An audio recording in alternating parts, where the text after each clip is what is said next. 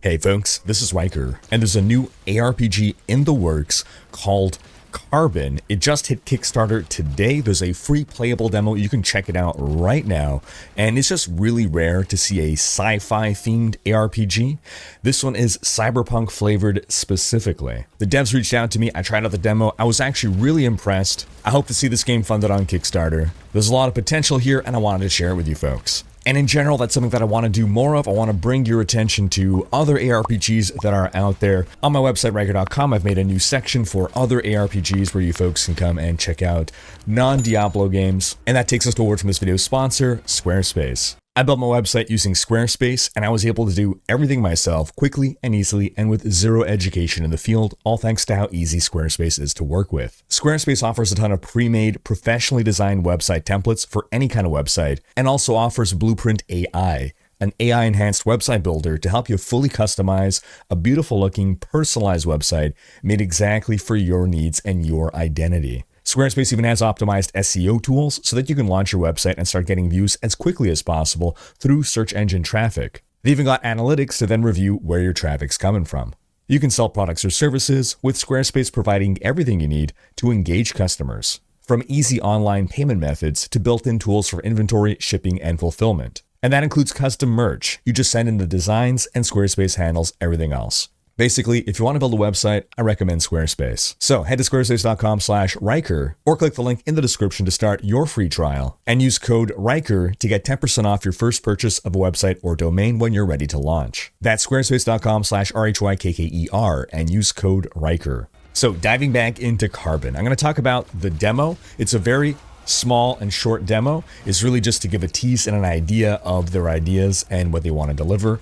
And I'm also going to talk about what else they plan to do based on their Kickstarter page. So the demo itself is playing through one rather large level. You start off with a pre-made character, but I believe they're aiming to have, in the end, like 18 unique classes to pick from. Throughout the demo, you see that this is a loot-based game. There's no crafting in the demo, but crafting will be a part of the full game. The demo is single player only, but they're gunning for 4-player co-op. And they're aiming for a seasonal model of content releases every 4 months, new content once the game launches. The way their class system is intended to work is that you start as one of 3 archetypes, either agility-based, strength-based, or intelligence-based. Those are your 3 primary attributes. And then regardless of your archetype, you specialize into either bio or tech, and it's within those subsets that we arrive at our final classes. All bio classes have shared characteristics in their mechanics, same thing with tech. And the lore there is basically that if you are a tech class, you're that cyberpunk, like, augmenting your body with cybernetic implants, and if you're bio, it's more about genetic engineering. Tech and bio have resource generation that operate differently. They have different defensive layers. They even have different offensive gameplay. Then, given some examples of the classes themselves, you got the bioengineer, which is sort of like a poison dot build. You infect people with a dot. You got the mechanic, who's going to summon turrets. You got the preacher, that's going to damage himself to damage enemies. And it sounds like your town hub is going to be your ship. That's where you're going to have your crafting station. And if you look at their stretch goals, it sounds like they do want to sort of do like the player housing thing with ships, where you can have different customizations of your ship, personalize it and stuff. And it looks like the way crafting is going to work is by combining components that you find. For instance, a trigger, a barrel, projectiles, and a sight coming all together to make a gun. All these components are going to have different like modifiers on them. I think it's a cool way to handle crafting. It's almost like you're assembling the disparate affixes, but it makes sense, like lore-wise. It's not just some ephemeral spreadsheet entries that are coming together to form an item. It's, oh, like this is the grip. The grip gives me, plus to this stat. And here's the sight. The sight gives me plus to that stat. That's, representative of that affix. Now, narratively, the premise of Carbon's story situates us in a post-apocalyptic Earth. Earth has been abandoned. What it's left of humanity is surviving in like space stations orbiting Earth. And this is some like corporate hellscape. Corporations are ruling over these stations. And the most precious resource that these corporations are fighting over is AUGs, augmented humans. We wake up in a black market laboratory amidst chaos with no recollection of how we got here. And we gotta figure it out from there. It's actually gonna be at the end of the main storyline that we earn our ship. That's gonna serve as our main hub for endgame content. And you'll even be able to customize it, not just visually, but also mechanically. It's going to have modules that you can outfit that are going to transform it in different ways. The ship will have utility slots, engine slots, damage slots. So like, for instance, your ship could be set up to mine for you while you're offline. It could reveal rare enemies on a map. It can grab items from your inventory and send them back to the ship without you having to interrupt your gameplay. And Endgame is where the game really starts. They want to add a bunch of different endgame modes and mechanics. Some of the endgame content will be missions, which require you to take your ship. It requires fuel, so there's some element of resource management here. They've also got the Descent, which is an endless tower-style progression system. Now, of course, these are all, just ideas that they want to be able to execute. This is their plan. They do intend to support softcore, hardcore, solo self-found. They want there to be a trading hub. So let me walk you folks through what we're seeing here in-game on the hotbar. The little foot over here, you have charges on your dodge. Now, there's actually multiple different mobility skills. I have dash equipped, but there's also the roll. That's what you start with. As you level up, you unlock the dash, which we just showed, and then there's also a leap. And so they're all slightly different mobility skills. Technically, I think you can equip all of them, but you have limited slots on your hotbar. So for the build that I'm running, I went with dash because that's what I like. The neat thing about leap is that you're able to leap over certain low obstacles. Now, outside of that, I have my reactive shield here. This is a defensive ability. It's a bubble that moves with me as long as the shield is taking damage from projectiles. I'm not getting hit. It times out after a certain amount of time. It also disappears after it's taken a certain amount of damage. And if enemies come into melee, if they enter the bubble, then I don't think it's helping me. Then I have energized armor, which is more of just a defensive buff. Then I have combat drones. So these are going to spend basically... my strategy is I build up resource up until I'm full, then I summon my combat drone, so I'm a little bit of a pet build, but it's more just to fill out so that I'm still dealing damage while I'm dodging attacks. My main attack here is explosive rounds, and it's got a whole skill tree associated with it. We'll dive into that soon. My secondary attack is shrapnel shot. So explosive rounds is a generator, and shrapnel shot is a spender. So this is a big heavy hitter. I don't use it as much though, because again, I'm mostly reserving my resource for summoning the combat drones, but I really juiced up my explosive rounds anyway. It does a lot of damage. Now on my QERT up here, by the way, I'm on WASD. By default, the movement scheme is point to click. They have WASD in an experimental mode right now. It could be smoother, but it's not terrible. Overall, when we're talking gunplay, I think WASD, any kind of ranged sort of play style, WASD really benefits. But yeah, my QERT, I have loaded up with basically health potions.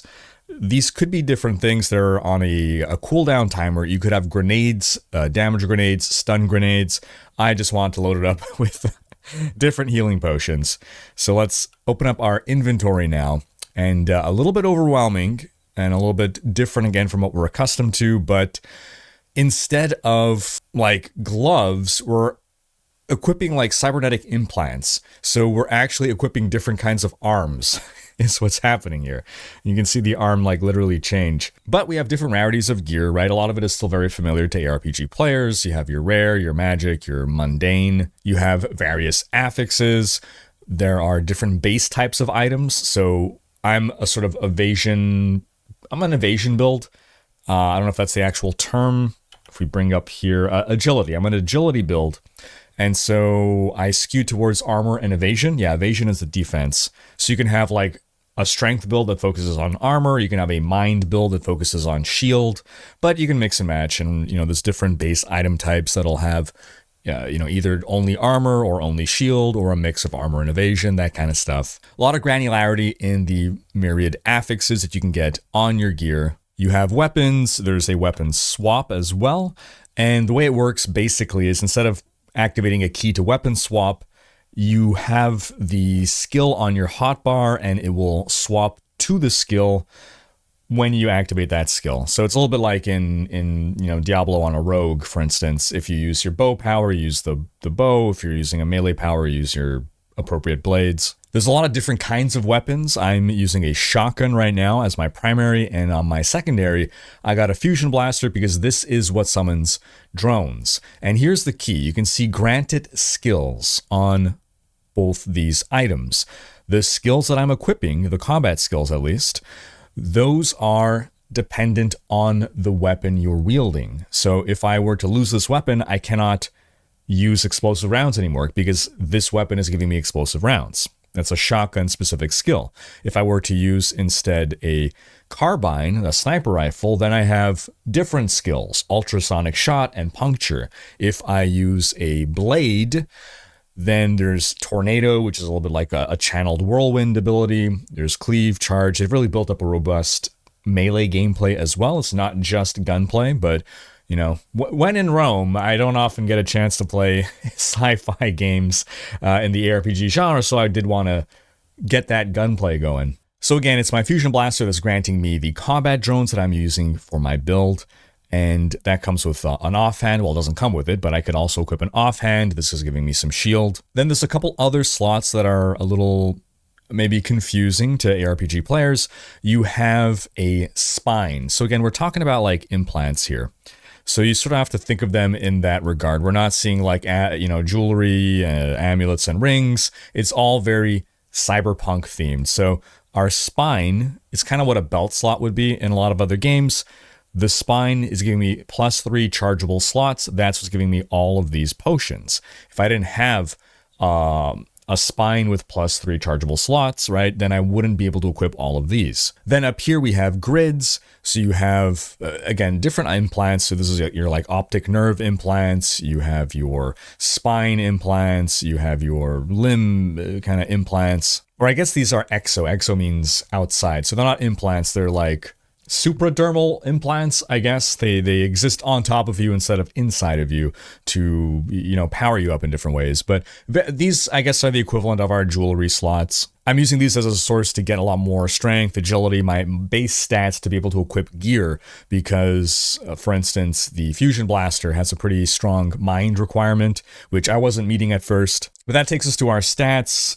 We have, again, agility, mind, strength. Very familiar. These are our primary stats. Primary stats, their only real role is equipment requirements, but primary stat gives you secondary stats. So mind gives you sense, strength gives you power, agility gives you reflexes, and those give you different bonuses. So sense is going to give you all resist, shield, drone damage for your summoner builds. Power gives you melee damage, max life and armor. Reflexes gives you precision with your ranged weapons, evasion to dodge or evade damage, and then dodge chance itself. So as you level up, let's bring up the passive skill tree here. As you level up, you're going to have points to allocate. Now, again, I need to clarify, this is pre-alpha. A lot of what you're seeing is work in progress stuff. They have done quite a bit of work on the passive skill tree here, but different ways to allocate skill points. For my build here, I'm going for a ranged build, so I'm going precision, attack speed, ranged damage, damage with two-handed ranged weapons, more ranged damage, more ranged attack speed, all going towards this more powerful node that's giving me area damage, damage over time, global crit chance. But of course, you have your standard array of different things and different ways to build your character, which is pretty cool. Now, sometimes you'll also find, I think they're called data pads. So you unlock more of these slots here. This is going to be at level 30. This is, I guess, already unlocked. I don't have another data pad to put in there, but every skill seems to have a data pad associated with it. So I have found a data pad for explosive rounds. And what that does is, yes, every skill is going to have its own skill tree. So this is why I spec'd into explosive rounds, because I found this data pad. I'm like, oh, okay, well now I'm going to like gigablast up my explosive rounds with all these upgrades, increased projectile speed, increased attack speed, increased damage, explosion size, and all that. Again, we're seeing a lot of question marks here because it's all work in progress, so those haven't been implemented yet. But if we look at Cleave, this is one that they really have pretty much fully built out at this point. And it seems as though there's some special nodes at the end here where we can insert payloads. So I'm loving this, right? Like one thing I loved about Last Epoch was the skill system, every skill having its own skill tree. So it looks like they're kind of doing something similar here in Carbon. I love that. So we're leveling up skills, customizing them in cool, interesting ways. That's on top of the more passive skill tree, which we were looking at before. Now there's something else as well, and it's not really available in the demo, but they have something called implants. I haven't been able to equip any, but these seem like other gearing slots or modifiers. Apparently we'll be able to upgrade these, and the number of implant slots you have available to you are actually dependent on some of these over here. You can see +1 to chest implants, +1 to head implants, +1 lower leg implants. So that's why I have these unlocked, for instance. So these folks have a lot of very big ideas, very ambitious ideas. Their base funding goal is actually very, very reasonable, but they have stretch goals as well where they plan to add even more features. So overall, I like a lot of their ideas. I like that it's basically skill trees on skill trees on skill trees all over the place for like maximum character customization. I do hope their Kickstarter succeeds. I found the demo really fun, and again, I really like their ideas.